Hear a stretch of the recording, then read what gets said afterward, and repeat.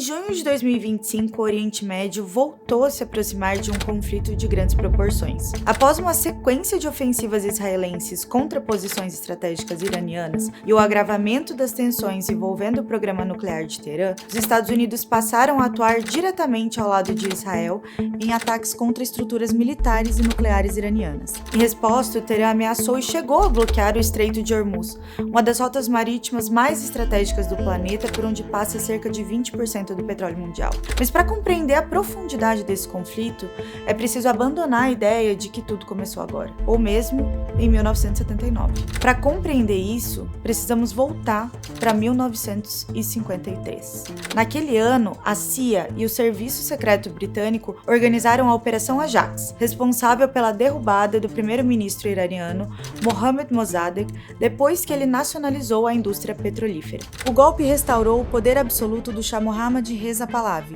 alinhado aos interesses ocidentais. A partir dali, o Irã passou a viver um intenso processo de modernização e ocidentalização apoiado pelos Estados Unidos. A questão é que essa modernização não foi apenas econômica ou militar. Ela carregava também uma tentativa de reorganização cultural e jurídica da sociedade iraniana segundo os parâmetros liberais e ocidentais. E é exatamente aqui nesse ponto que Savigny merece atenção.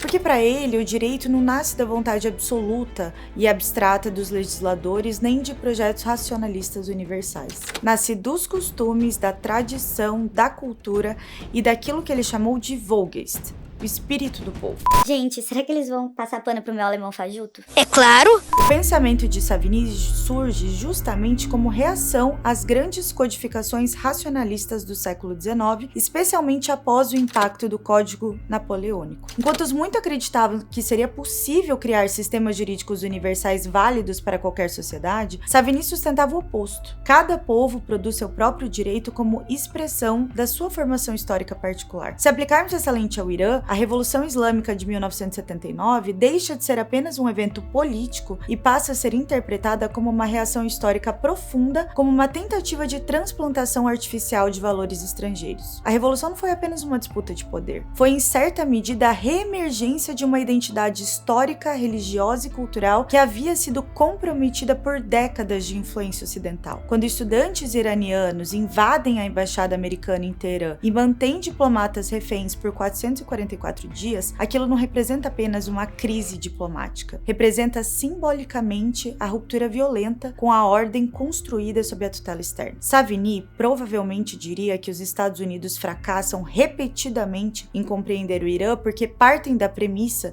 de que as instituições políticas podem ser exportadas como mercadorias. A lógica liberal ocidental frequentemente opera com a ideia de universalidade, democracia liberal, mercado aberto, secularização e determinados modelos institucionais seriam aplicáveis a qualquer sociedade. Mas Savigny enxergaria nisso um erro fundamental. Para ele, instituições desconectadas da consciência histórica de um povo tornam-se estruturas artificiais, sem legitimidade orgânica. Elas podem até sobreviver por imposição militar ou econômica, mas permanecem frágeis, instáveis e constantemente contestadas. E isso ajuda a explicar algo muito importante sobre a política externa americana nas últimas décadas. O problema não é apenas militar, é civilizacional. Em diferentes momentos, seja no Irã, no Iraque ou no Afeganistão, a crença de que seria possível reconstruir sociedades inteiras segundo modelos políticos externos ignorou completamente a história desses povos. Savigny diria que nenhuma sociedade aceita indefinidamente um direito que não reconhece como expressão de si mesmo. E o direito imposto externamente transforma-se em letra morta. Ao contrário de Savigny, Rudolf von Jhering acreditava que o direito não nasce pacificamente da tradição. O direito nasce da luta, e toda conquista jurídica é resultado de conflito, resistência e afirmação do poder. Para Jhering, a história do direito não é a história da harmonia social, é a história de disputas contínuas entre interesses em choque. Assim, o direito existe porque alguém luta para afirmá-lo. Sob essa perspectiva, o conflito entre Estados Unidos e Irã revela uma outra camada. O Irã não está apenas resistindo culturalmente ao Ocidente, ele está travando uma luta permanente por soberania política e reconhecimento estratégico. Seu programa nuclear, suas alianças regionais e até mesmo o fechamento do Estreito de Hormuz podem ser interpretados por uma afirmação jurídica e geopolítica desta luta. Da mesma forma, as sanções econômicas americanas deixam de ser apenas medidas diplomáticas, elas se tornam instrumentos jurídicos de coerção internacional. E é por isso que Ehring se mostra atual, porque ele compreende que o direito frequentemente funciona como continuação do poder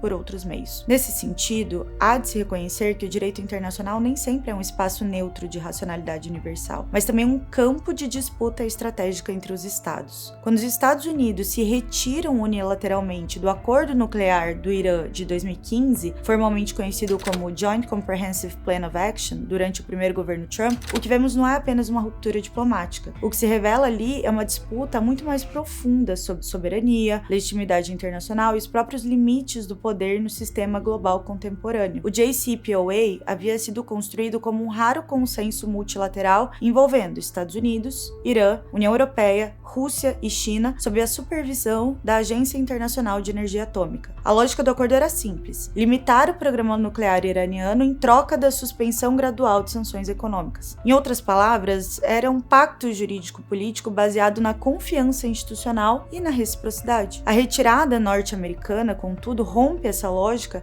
ao recolocar a política externa sob uma perspectiva unilateral de poder. Não por acaso, o episódio reacende uma velha tensão do direito internacional. Até que ponto os acordos multilaterais sobrevivem quando confrontados com os interesses estratégicos de grandes potências? Ehring provavelmente diria que isso confirma sua tese central: o direito só existe enquanto houver força suficiente para sustentá-lo. Em A Luta pelo Direito, Ehring argumenta que direitos não se sustentam apenas pela abstração normativa, mas pela disposição concreta de defendê-los. O acordo, nesse sentido, demonstraria a fragilidade de acordos internacionais que dependem excessivamente da estabilidade política interna de uma única potência. E é aí que surge a verdadeira problemática: até que ponto uma potência estrangeira pode interferir politicamente em outra sociedade? Em que momento a defesa da segurança internacional transforma-se em instrumento de pressão econômica, reorganização regional e projeção de hegemonia? A retirada do acordo não apenas recolocou sanções severas sobre o Irã, ela também enfraqueceu a confiança em mecanismos multilaterais, estimulou a radicalização política interna iraniana e ampliou a percepção em diversos países de que tratados internacionais podem ser descartados conforme as mudanças eleitorais que acontecem em Washington. Mais do que um conflito entre os Estados Unidos e o Irã, o episódio expõe uma crise muito maior: a dificuldade contemporânea de conciliar a soberania estatal, a ordem internacional e o poder geopolítico em um sistema cada vez mais fragmentado. E talvez seja justamente por isso que o conflito entre Estados Unidos e o Irã parece interminável, porque ele opera simultaneamente em duas dimensões que Savigny e Ehring captaram de maneiras completamente diferentes. De um lado, a gente tem a resistência histórica e cultural de um povo que rejeita modelos externos de organização política, e de outro, uma disputa permanente de poder, soberania e influência geopolítica. Enquanto Savigny explica por que as tentativas de reorganização cultural fracassam, e Ehring explica por que o conflito continua. E isso produz uma consequência muito importante para o próprio direito internacional contemporâneo. Por muito tempo, acreditou-se que o avanço das organizações multilaterais, dos tratados internacionais e da globalização econômica produziria um mundo progressivamente mais racional e mais integrado. Mas conflitos como esse mostram justamente o contrário, que a identidade histórica dos povos continua sendo uma força poderosa demais para ser dissolvida pelos modelos universais abstratos. Ao mesmo tempo, o equilíbrio internacional continua profundamente condicionado por relações de poder. Por isso, o grande desconforto intelectual provocado por Savigny e Ehring seja esse. Ambos desmontam a ideia romântica de um direito internacional puramente técnico,